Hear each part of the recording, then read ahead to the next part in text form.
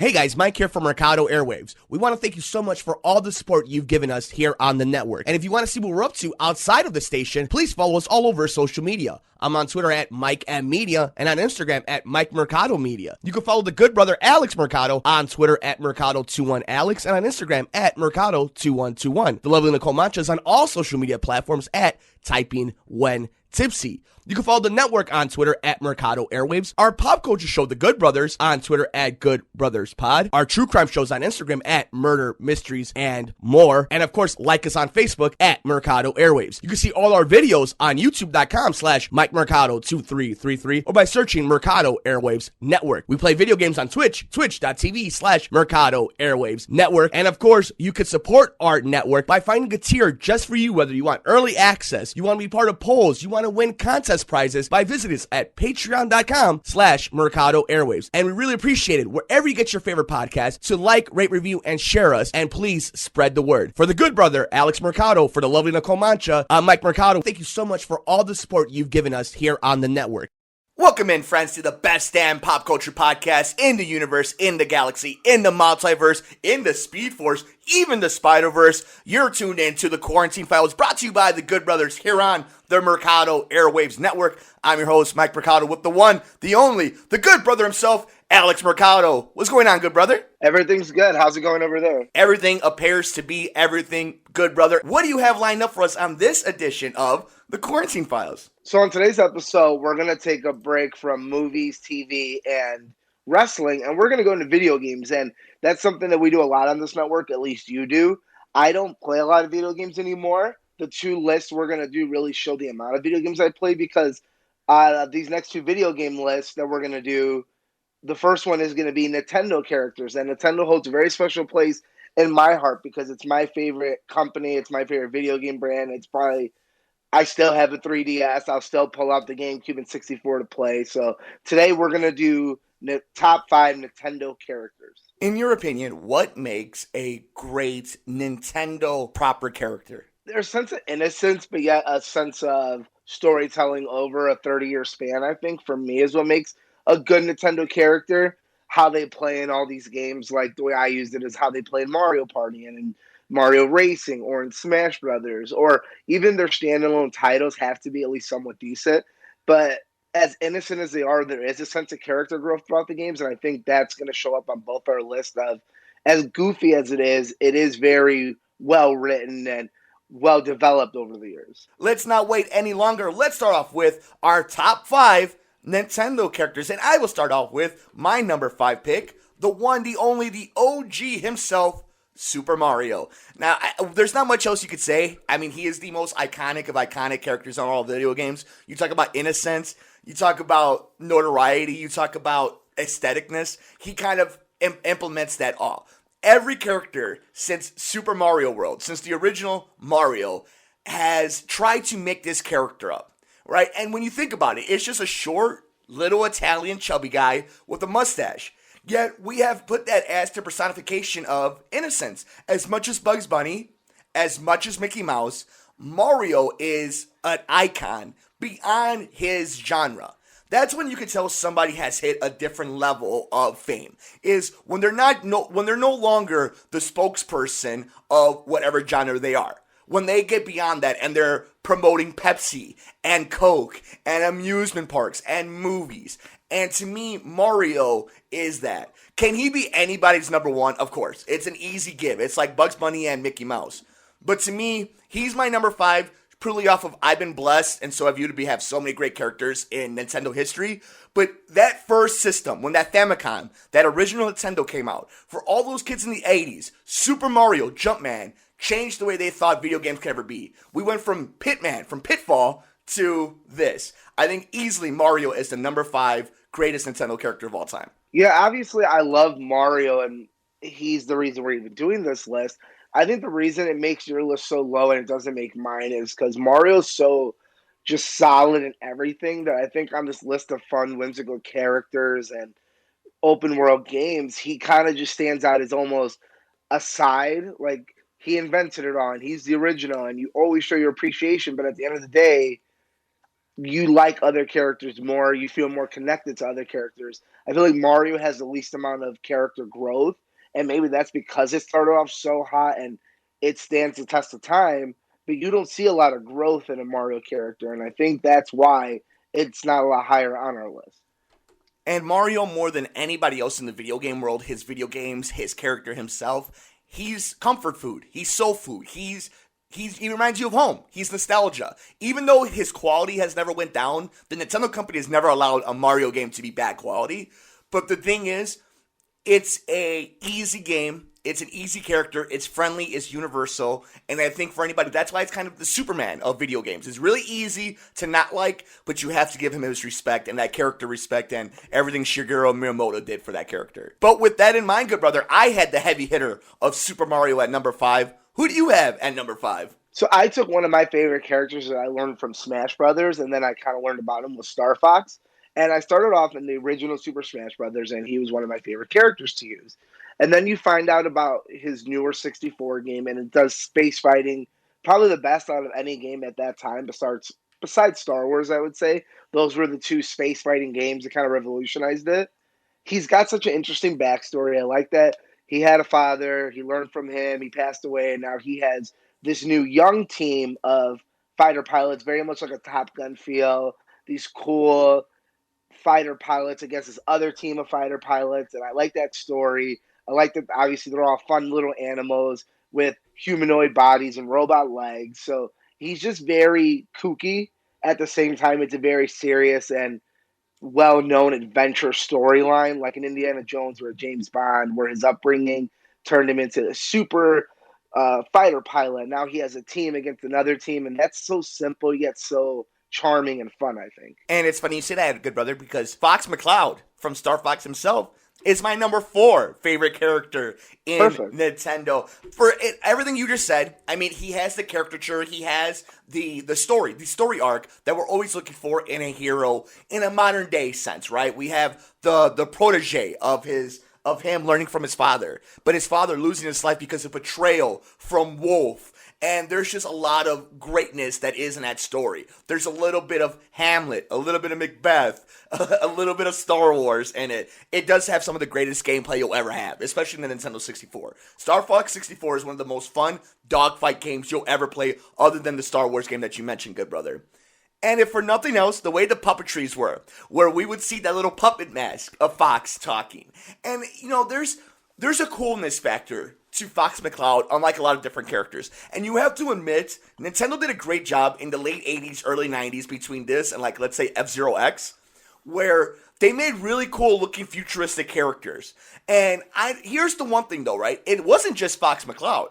They not only hit on that and what Super Smash Bros. Did, that video game franchise and the way those puppets were made in the original one, Falco is such a huge character. And that's not by accident. That's because when you're looking at them, they look cool. They look like toys you would want to have. They look like something you would want to be if you were drawing an animation. Fox kind of brings that all together. He's just a badass canine, and there's nothing better than a good boy. No, I completely agree, and I think that's why I think he made both our lists, because we love Star Wars, and this is Star Wars-esque. He's Han Solo of animals in Nintendo, basically. But if Fox was my number 4 and he was your number 5, that means you have a new one to bring to the list. Who did you have next? I guess this would be my controversial pick. I picked Luigi, and the reason I think the difference between Luigi and Mario is, first of all, Luigi's taller, he's more powerful, he has a better moveset, but at the same time, you've seen Luigi grow from kind of a coward and alone in these sports games and these Luigi Mansion games, which Luigi's Mansion is probably some of the best video games Nintendo's put out recently, and I think it's 3 perfect games, and that's a lot for one character that's a side character, if anything. I have a soft spot for him when you and me used to play Super Mario 3 and we would take turns. Obviously, the second player gets to play as Luigi, so growing up, I always had a soft spot for him. And then you learn that he's kind of come into his own in the recent years, and he's kind of that underdog character that everyone seems to like now. And personally, that's why he made my list and Mario didn't, because you've seen growth. And Luigi Mansions 1, 2, and 3 are some of my favorite video games throughout the Nintendo consoles. It's funny to say we really don't see this a lot in the Mushroom Kingdom characters specifically. Not necessarily all of Nintendo, but the Mushroom Kingdom characters, they've done a job of really not doing a lot of character growth. I would argue that the only person that's had more growth than Luigi's Bowser But Luigi, aesthetically, and even in his voice work, has had the most growth. And he also has a lot of like little nuance and funniness to Luigi. You can tell that Exactly. Nintendo likes messing with him from the meme of Mario Kart where we see him doing the side eye.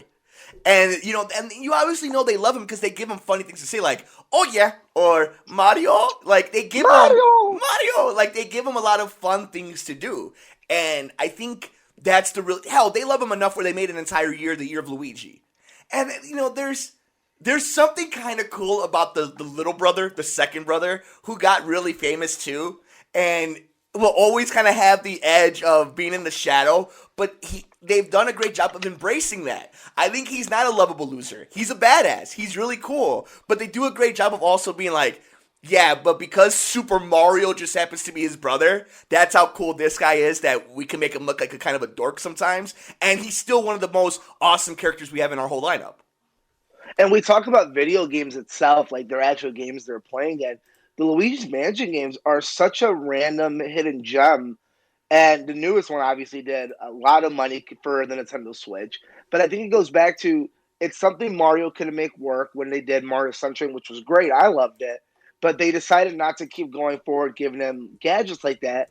You give it to Luigi here, and it's a ghost fighting game at the end of the day. And I think that's so interesting. Nintendo, that's their scariest safe game. And there is a lot of cool stuff in there. And I love the fact that we see your most scared character being the hero in a ghost mansion. He's a ghostbuster.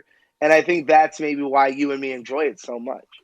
And it's a great one to put on your list. But at number 3, good brother, I have the leader of the bunch. You know him well. He's finally back to kick some tail. His coconut gun can fire in spurts. If he shoots you, it's gonna hurt. He's bigger, faster, and stronger too. He's the first member of the DK crew, Donkey Kong himself. The bad guy in the newest Punch-Out game. He's the original bad guy. He's a big gorilla inspired by King Kong. He's had one of the best games in Donkey Kong 64. You could tell that he's awesome, calm, cool, and collective. And again, who doesn't want to be friends with King Kong? No, I completely agree. Donkey. The only reason I have much to say is because Donkey makes my list a lot higher. And correction, it was actually Cranky Kong that was the original Kong in the Mario games. Donkey would be his grandson.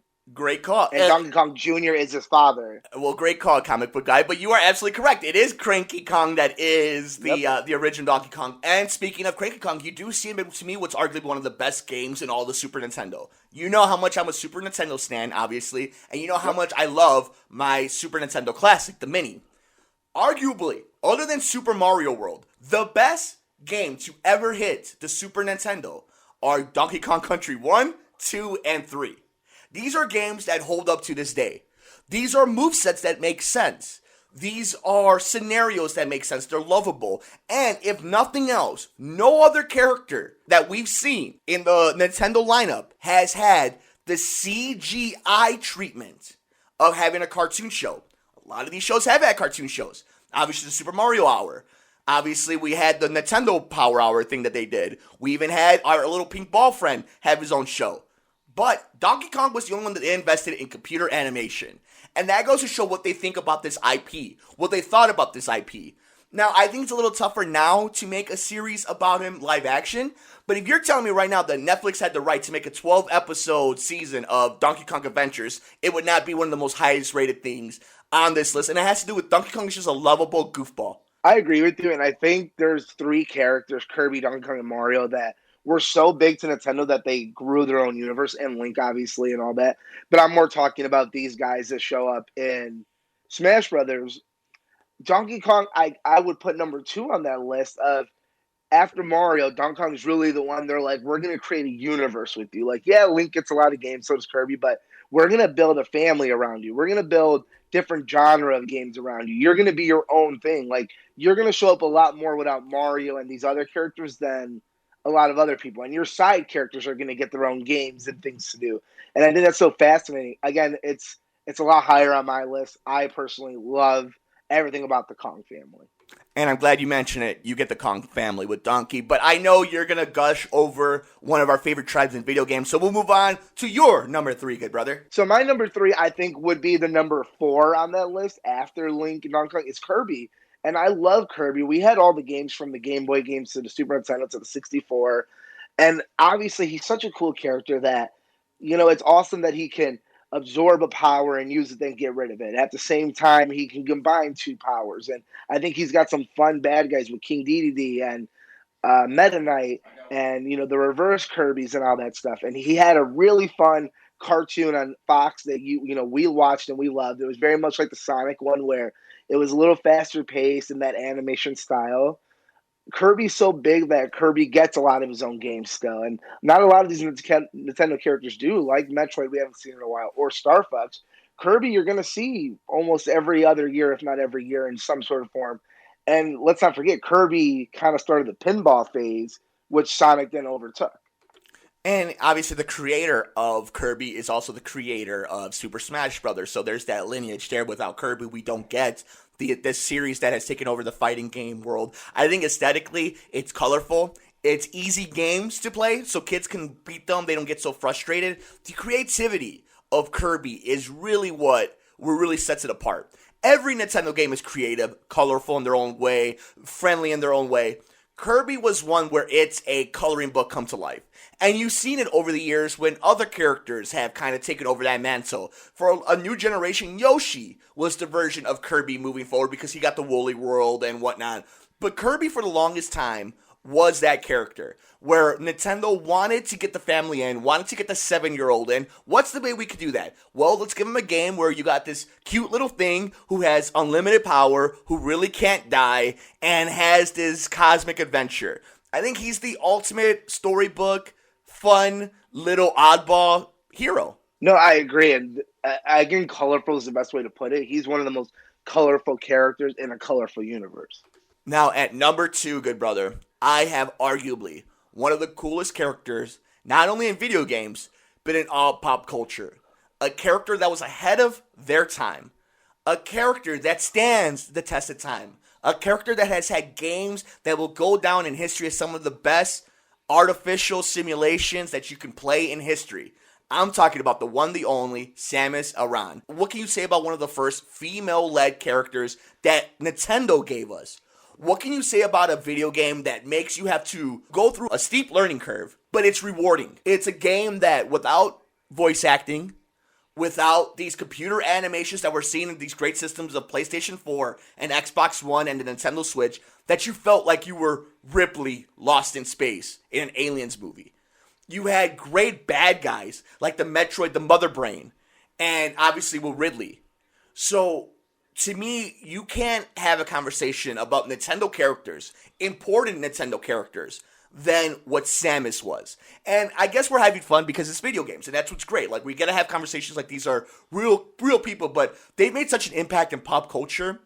And for girls, and even young men that finished Super Metroid, and at the end when we see it's a woman, there's an impact to that I don't think really that got spoken up for the longest time, but really isn't appreciated as much as it should, of how important this character is in the same lineup as Fox Mccloud, as Luigi, as Mario, as Donkey Kong, as Peach, as Toad. This character comes from a bounty hunter in an Alien series with a female-led character. There is nobody like Samus.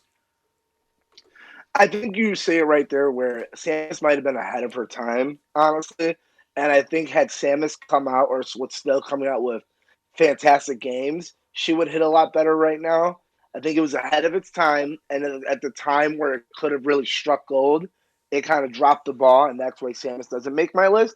But I understand why it does make someone's list. And obviously, we have to talk about the character design of Samus. We've only really done this for Fox. But to me, Samus is such an important character design, right? Because they don't sexualize her. She's just a badass looking Boba Fett meets Master Chief. And think about how important Samus' character design is to video games moving forward. The visor, the see-through green, the big armor, the cannon gun. All these different things. You can see the correlation between Master Chief and Samus. And that's not by accident. No, again, really cool. Again, not one of my personal favorites for the pure fact I just think it never hit when it needed to. But everything you're saying is correct. Then who did you have at number 2, good brother? These top 2 were really hard for me, but I put my number 2. I put Yoshi. what's there really to say? He comes in every color. He's the best sidekick in history of gaming, I'd say. He's the only sidekick where you worry more about him than the protagonist, actually. He's got cool powers. He can lay eggs. He's good at Smash Brothers. He can drive a car. He's got his own island. He saved Baby Mario. I have 2 plushes upstairs in my collection as is. What more can you say? He's one of the most known Nintendo characters that I think it's just who doesn't love a Yoshi? Who doesn't want a pet dinosaur? And that's what it really comes down to is Yoshi's just a pet dinosaur. And that is the best thing ever. He's a little T-Rex. And we talk about character design. He was made for people to love. He was made for us to want to hold him and squeeze him and protect him and give him all the treats. Give him all the pets. Yoshi is the greatest side character ever who just so happened to be so beloved. And I think more than anything, people always put themselves in certain scenarios, and then we've all imagined once or twice jumping on a Yoshi back and riding around a little dinosaur. Yeah, and again, like he's just so sellable. Like everyone had a plush thing, everyone had the posters. If you were a Nintendo fan, everyone wanted to play it as him. And it's so interesting to see him. You know, he never gets angry or aggressive necessarily, but he's also not soft. Like you don't look at him as like a little puny dinosaur. You look like, oh no, Yoshi can hold his own. Yoshi's a it could be for boys and for girls. You know what I mean? And that's a big thing too. It was loved by both boys and girls. It didn't matter. Like it's so sellable and it's so marketable, but it's also video game friendly. You know what I'm saying? Like video gamers don't think of this as like some type of shill thing. They think of this as, yeah, that's Yoshi. Like there's no better moment in video games than when you hit that box and that little egg pops up and then it cracks open and you get a Yoshi.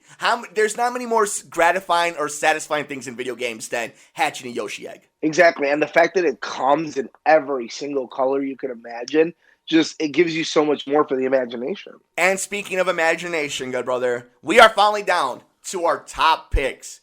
And at number 1, we're going to Hyrule Field. My number 1 pick is one of the pieces of the Triforce in arguably the most cinematic video game Nintendo has ever done. Arguably the most marketable video game that's ever been done. Arguably the most wanted video game to movie television adaptation. I'm talking about The Legend of Zelda's Link, the architectural hero. From rags to riches, to save the princess, to go on an adventure, to overcoming all your fears, to overcoming all your challenges. What Samus Aran did in space and for women, Link did for kids that were creative, that lived in their head. That's what Zelda meant. That's what Link means as a character. These games are grand adventures. They're Harry Potter. They're Lord of the Rings. They're the Avengers.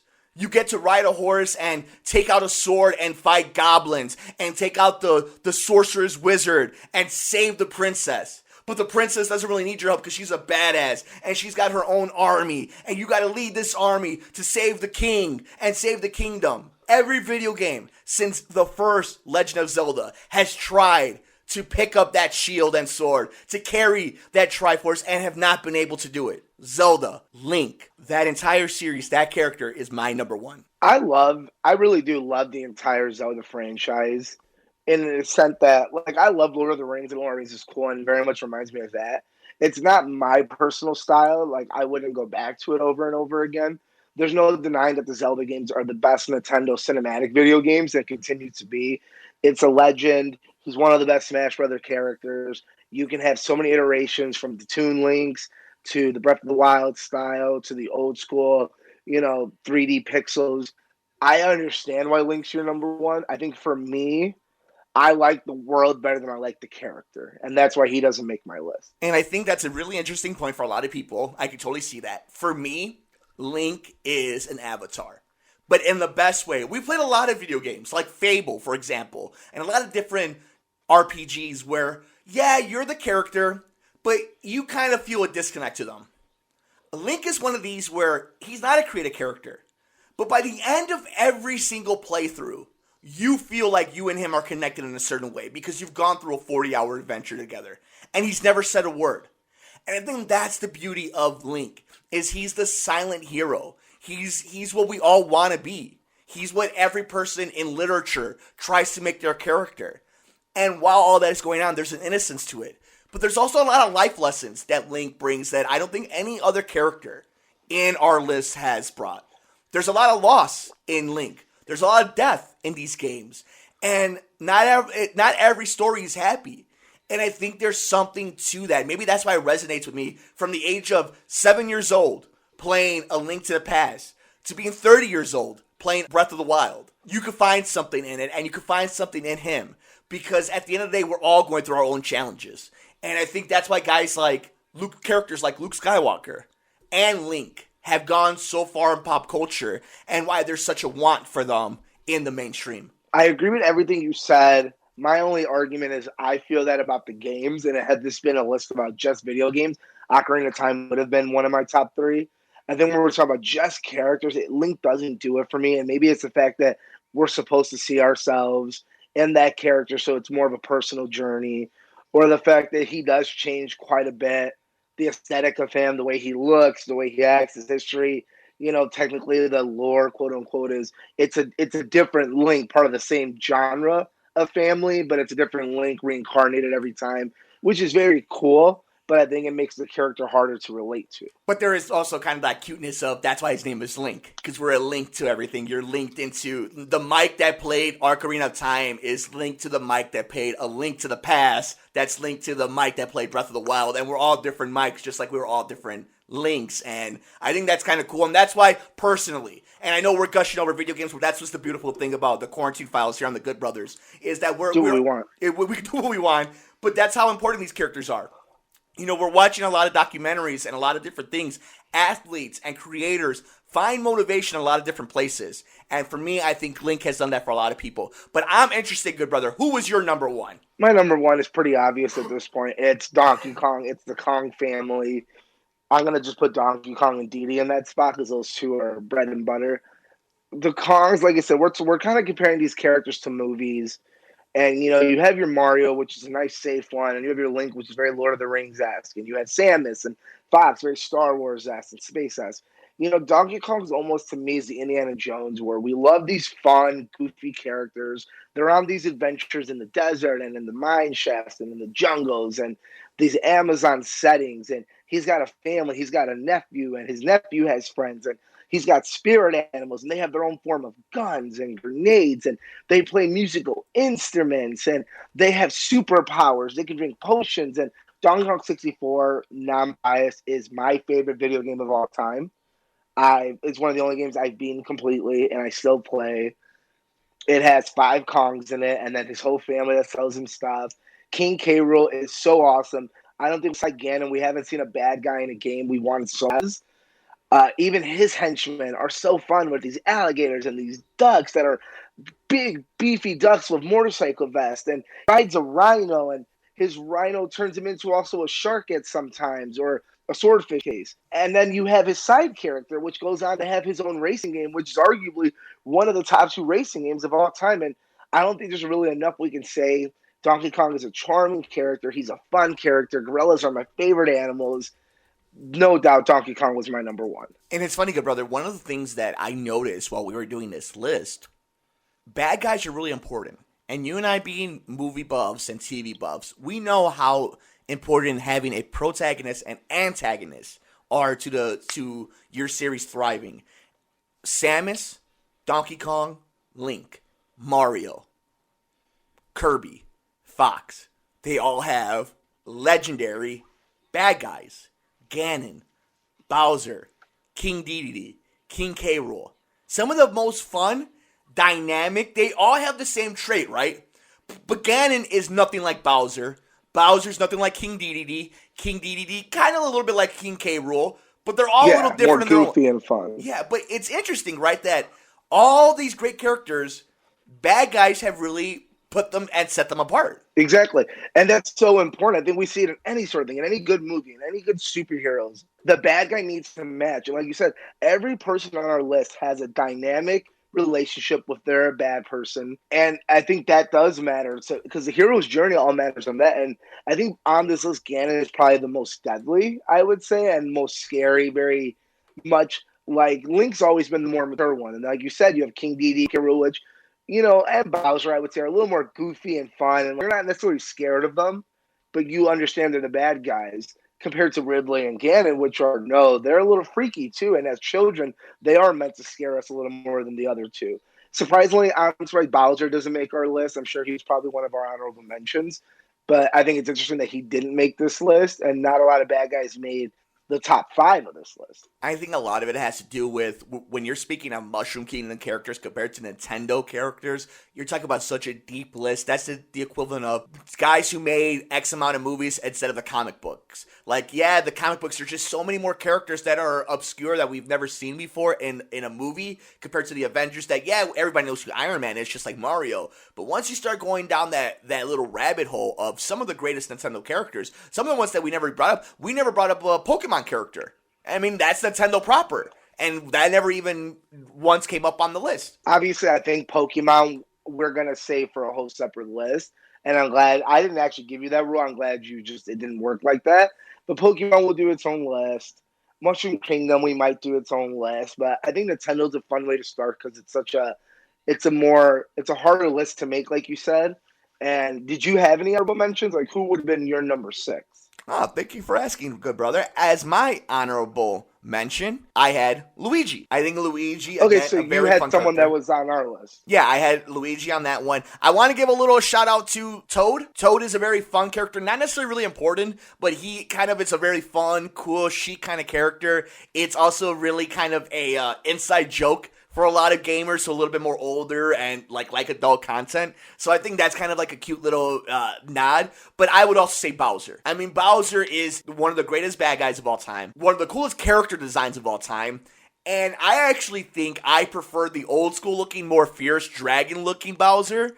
But I will always have love. One of my first little plushies during the whole Beanie Babies craze was a Nintendo 64, Super Mario 64 version of Bowser. So I love that blocky, 3D version, polygon version of Bowser. So I would have him as my official honorable mention. That's funny you say that because I actually put Bowser Jr. as mine. He was the main bad guy in Mario Sunshine, obviously. And he has the power to change it to Evil Mario. He's cute. I like that in Smash Brothers, the Koopa kids kind of come in as a package and they have the same moveset you could change. He's the only rightful heir to Bowser's kingdom and throne.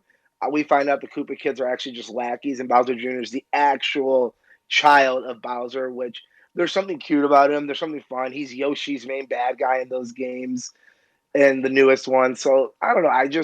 He almost made the list, but again, like you said, I think we try to see more of the heroes when you make the top 5 compared to top 10. Good brother, this has been a fun list. I could talk Super Nintendo, I could talk video games, I could talk favorite characters all day. Hell, that's why we have a show all about stuff like that. But good brother, let's go ahead and run down these bad boys. I will start off with my number 5. I had Mario. The good brother had Star Fox. And at number 4, I had Fox Mccloud. The good brother had Luigi. At number 3, I had Donkey Kong. The good brother had Kirby. At number 2, I had Samus Aran. The good brother had Yoshi. And at number 1, I had Link. I had Donkey Kong and his crew. And that was our top 5 Nintendo characters here on the Quarantine Files, brought to you by the Good Brothers on the Mercado Airwaves Network. Good brother, what did you think about this list? A lot of fun going back, having some nostalgia, talking about this. I actually got through playing Super Mario Odyssey and Breath of the Wild a little recently ago during this past Christmas season. So that love is flowing through my heart. What did you think about picking up the old Super Nintendo controllers and going back in time? I think that's the reason we even did this list is because our home network does a lot of video games, which is run by you, because I don't play a lot of modern video games, except for Mario. And it might be the nostalgia. It might just be I'm a Nintendo show, which I am. There's just something about this whole universe and world that I love and continue to love as an adult. And it's something you never grow out of because Nintendo, there's a reason it's lasted a test of time and companies like Sega haven't. It's because they put so much into these characters and some getting them out of their comfort zone, whether it's a Mario Soccer or baseball or Party or Smash Brothers, or it's Link always changing its style, or it's Metroid going away and coming back, or Kirby becoming Yarn, or Yoshi becoming Yarn, or Donkey Kong having his own adventures, then coming into a Mario game.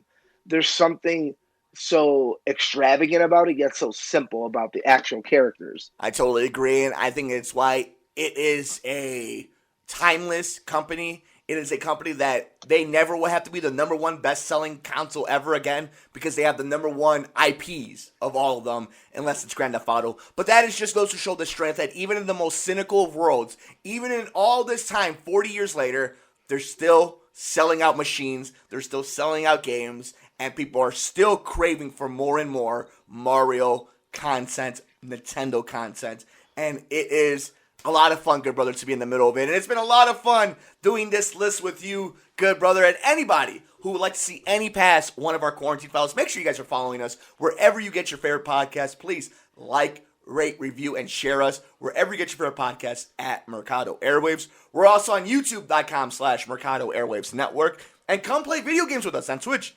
twitch.tv/Mercado Airwaves Network. You can follow the good brother himself on Twitter at Mercado21Alex and on Instagram at Mercado2121.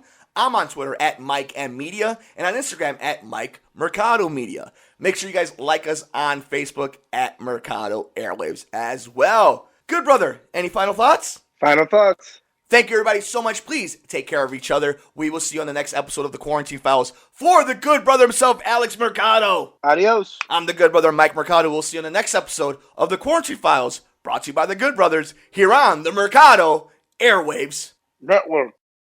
Hey guys, Mike here from Mercado Airwaves. We want to thank you so much for all the support you've given us here on the network. And if you want to see what we're up to outside of the station, please follow us all over social media. I'm on Twitter at Mike M Media and on Instagram at Mike Mercado Media. You can follow the good brother Alex Mercado on Twitter at Mercado21Alex and on Instagram at Mercado2121. The lovely Nicole Mancha is on all social media platforms at Typing When Tipsy. You can follow the network on Twitter at Mercado Airwaves, our pop culture show, The Good Brothers, on Twitter at Good Brothers Pod, our true crime shows on Instagram at Murder, Mysteries, and More, and of course, like us on Facebook at Mercado Airwaves. You can see all our videos on YouTube.com/Mike Mercado 2333 or by searching Mercado Airwaves Network. We play video games on Twitch, twitch.tv/Mercado Airwaves Network, and of course, you could support our network by finding a tier just for you, whether you want early access, you want to be part of polls, you want to win contest prizes, by visiting us at patreon.com/Mercado Airwaves. And we really appreciate it wherever you get your favorite podcast to like, rate, review, and share us. And please spread the word. For the good brother, Alex Mercado, for the lovely Nicole Mancha, I'm Mike Mercado. Thank you so much for all the support you've given us here on the network.